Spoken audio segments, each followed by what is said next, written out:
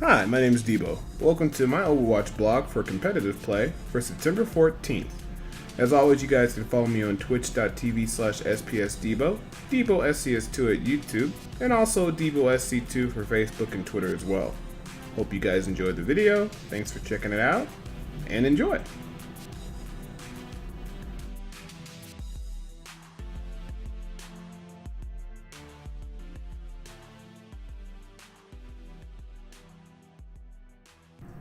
Hey, what's up guys? Debo here. Another day for the Overwatch blog. Today actually went very well today. Now, if you guys didn't see yesterday's blog, I would tell you to definitely go check that out. But the one big thing that I've noticed about the system that I'm actually been able to use to my advantage is noticing that your individual performance, or knowing how to get the best individual performances Lucio in combination with getting win streaks, which is very fortunate. Win streaks will always end up netting you extra points when you go on a tear, like you win 3, 4, 5 games in a row. I think yesterday was 16 for 10, and then today I went 9 for 3, so I've been on quite of a win streak.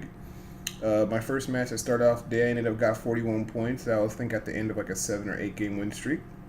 And then for the next 2 matches I lost, which was 21 points and 22 points, followed by 26 points afterwards, then a 17-point loss, then a 21-point loss, and then I went on a tear of 28 points, followed by 31 points, 28 points, 33 points, 41, and 44, because I was on a pretty good win streaks towards the end. The games were longer, not to mention I was able to get more healing and stuff done. For the most part, my losses were just due to basically, I feel we either got outplayed or it was just bad team comps, as opposed to when we won, it was really, I don't know, some of them were close calls. We had better comps, but I feel like we outplayed them. Like we just basically, and I don't think it's like to the point where we outplayed them to the next level, like we're just better than them. It just, we did less stupid shit as I'm climbing up. I'm noticing the quality of the games to be a little bit better. People are at least picking a little bit more common sense stuff, or at least as I'm approaching Diamond, people are getting, even if they pick like a Hanzo or something where for the most part they're pretty decent, and they will switch up if necessary for the most part. I don't know. We'll have to wait and see. Started the day off at 2,640 rating. Ended at 2,831. So if things go well on the 15th, I should be Diamond tomorrow, or by the end of the 15th, if I can just keep on this win streak. I'm within 170 points. So basically, if I do win 4 games in a row at 40 points each, I'll pretty much have it. So, like I was saying, you guys might wonder what I said, well, how I know how to kind of influence the outcome of my battles, or influence the outcome of my games so I don't lose that many points. What I basically noticed is if you can get 2 categories, gold, and just be a large majority of those categories, at least for what I'm doing with Lucio, I have noticed that I've been able to make up, to get more points for winning than when I'm losing. And you might be like, well, what do you mean with the objective time, or what do you mean with the two of the main categories? Well, an easy one for a healer to get, or a tank to get, would be objective time, because usually a healer like Lucio, or a tank like Reinhardt or Zarya, you usually, for the most part, you want to be on the payload, or you want to be on the point if it's King of the Hill, or you want to be capturing on the assault map, or defending on the assault map. Usually you're the person that's on the objective, whatever that is, whether, like I said, be the payload or the assault or whatever have you not. So that's one category. So I always try to make sure I'm on the payload, contesting it for the most part if it's safe. But most definitely, when we're definitely pushing the payload, I like to be on it, because the heals have a 40-yard range, and I can keep the payload moving while people are fighting in front of me or behind me. So that is a category. I usually always get silver, but for, like, I'd say for 90% of my games, I get gold. All right. Now, the second thing that's really easy to do with Lucio is to get gold in healing, and you could actually heal a substantial amount. And I've noticed as these games have gone on and the quality's gotten better and people stay grouped up, you really rack up the healing for your team. A large majority of your healing, because like I said, it's real easy to heal with Lucio. Anybody in his line of sight will get a lot of heals, and it's really pretty much on point. He also does pretty well with objective kills because usually you can use them to finish people off when you're on the objective with a right click or a punch or shooting them out or however it goes. Usually you can net yourself a couple extra kills or a couple extra points and do quite well for yourself. So I've just been focusing more specifically on just making sure that I got the highest amount of objective time and the highest amount of healing. So for the most point, if I go on a win streak, I'll start getting about 40 points a game, which is great. Even if I get off a win streak, if I lose a couple games afterwards, it's, usually anywhere between 18 to 22 points is the most that I've lost. Recently, the most points I lost is 22 points. So like example, like my first game today, I was still in a win streak, won that game, got 41 points, lost 21, then lost 22. Ended up, and the only reason why I got 22-point loss, I think, on the second game afterwards, because I actually had to end up playing Zenyatta because somebody said he wanted to play Lucio, and that affected my stats a little bit. So I think I would have only lost 21 points or 20 points if I had played Lucio for the whole match. But 41 points for the tear when I was, getting the extra points. So I ended up losing 43 points over the next two matches, which is pretty much mitigated. So basically, I only lost 2 points for losing the next two matches, and then the next game after that, I got 26 points because, like I said, just focusing on the objective time and healing. And here's the funny thing. That was the only reason I got 26 points is because halfway through the game, I switched to Symmetra, which allowed, the Mercy or whoever else to gain more healing or match me. But I wanted to win that game, and I kind of felt, well, we could definitely win this if I run a Symmetra, which we did. It was Nubani. I was able to put like a whole hot microwave or the car wash, as they call it, in a room in my teleporter, and we were actually able to hold down the teleporter very easily. So I got 26 points there, but if I played Lucio, we might have lost, but I think I would have honestly got about 30-some odd points for that, but I got 26, that was fine. But here's the interesting thing, the next match after that, I lose 17 points, but I just gained 26, so who cares, right? I'm still gained, 3 makes 20 with 6, I still up 9 points. And then basically I lost 21 points, which is okay. So, I was up 9 points, so we subtract the 9 from the 21. That would give us, I do believe, 12, right? I'm not going crazy. Yeah, that would be 12. So I had 12 points I lost at that point. But then I gained 28 points. And after that, I didn't lose any more points for the game today. I just went on a nice little tear. But like I said, I really started to climb when I started minimizing my point loss. It's gotten to a point where I can just go 50-50 and climb. Even if I go 50-50, it's going to be very slow. So, I'll win one game, let's say, for 30 points or 32 points, and then usually my losses only lose me 17 to 20 points. So that's okay. As long as I win one, lose one, I'm always gaining 10 to 12 points, and that's great because that's going to let me climb up no matter what. And then when I do get a couple strings of wins, that's great. And if I get a couple strings of losses, it's not too bad because usually I got it to the point now where one win will cover 2 losses just for me boosting and focusing on my individual performance, which I still think is kind of lame. It shouldn't be like that. Everybody should get the same amount of points, but you do what you got to do so you can maintain your ranking and maintain your points, and that's just what I've been doing. It is what it is, as they say.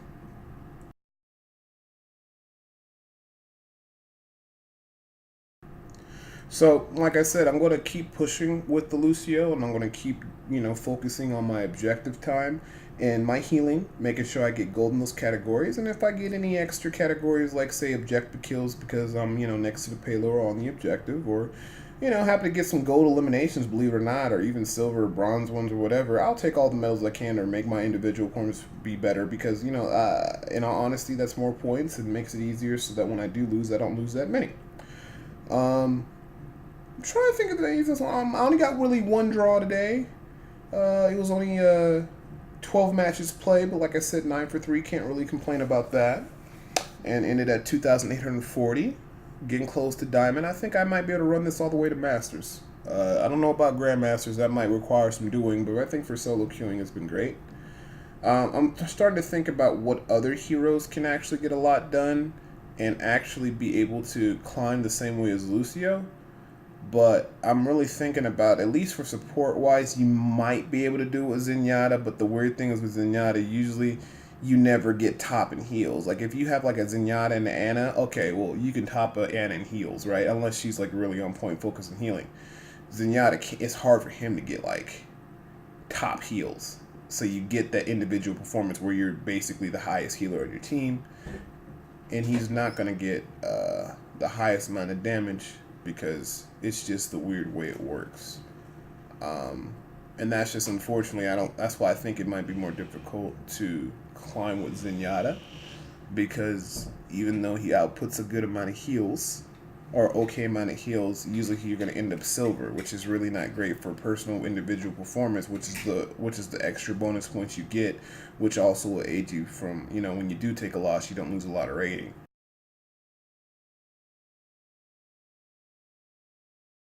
So in retrospect, I would love to play Zenyatta to climb. I just don't think he's a good candidate when you're solo queuing. If you're with other people and they can help you out and you can perform well, I think it'll be okay. But I think maybe, like, for instance, an Anna can be okay because she can get objective time, and she also can get a lot of eliminations or something like that, and you could maybe climb with her. But in terms of solo queue, Lucio's looking very solid. Any DPS where you're really good with just doing damage, like, and upping your damage, whether it's like shooting a Reinhardt shield or something like that. I think like a McCree, a Soldier, a Reaper would be very easy to guarantee that your objective kills, or just make sure you get at least 2 categories where you're sitting there in gold. So I'd imagine for a Reaper it'd be high damage and high eliminations. So any of the DPS I can definitely see soloing and doing well. I could see Mai doing very well. She can get objective time and also objective eliminations, and she actually can get a good amount of eliminations. So if you go with Mai, I can definitely see her being somebody really good for solo queue. Mercy, I'm not too for sure about, because you can get #1 healing for her, but I don't know which a second category in which you're going to try to get gold rating or get a gold medal in, because she's going to zoom around and follow people. She may not necessarily always be pushing with the payload unless you're setting up some kind of Bastion setup. Bastion would be definitely very good, especially if you're on the payload pushing it on attack or something like that, or at least defending in one spot. Something like that might actually end up being very good, at least for those characters. So the interesting thing that might become of all this is when people start figuring out the game more, especially if Blizzard likes to keep this individual performance extra points that you get, which makes a hell of a difference on whether you climb or not. You're going to have to figure out what heroes are very easy to excel at what they do. Make sure you get, at least 2 gold medals in 2 different major categories, whether it be like healing or damage or eliminations. Playing these heroes that can always get at least 2 categories in gold, because that will definitely reduce the amount of points you lose and also give you a lot of extra points when you do win. And then once people start figuring that out, then people may not want to, at least when they're soloing, give up certain roles and positions. Like if you're duoing or tri-queuing with your friends and you go into a competitive match, and you have no problem playing as Zenyatta because maybe your team is on point and you guys know what you need to do. That's fine. You're queuing other people.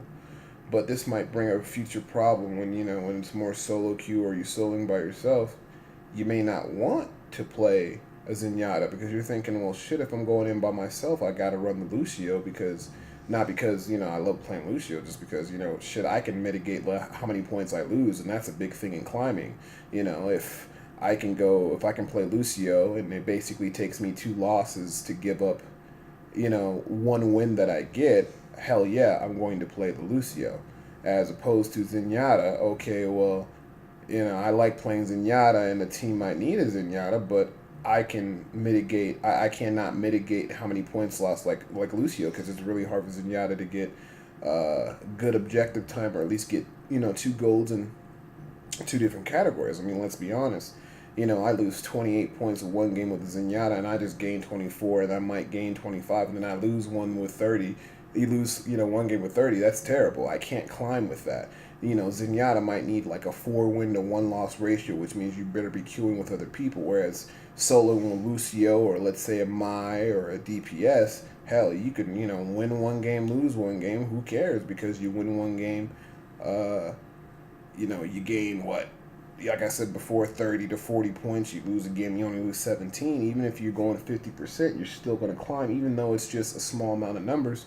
You play it out. As long as you can go 50-50, shit, you'll have no problems of gaining, even slow climbing up the ranks and stuff like that. Once more people start realizing it and how to maximize their points, start pushing to the top solo-wise, I think, like I said, it's going to dynamically change a lot of different things and influence on how people play and what people pick.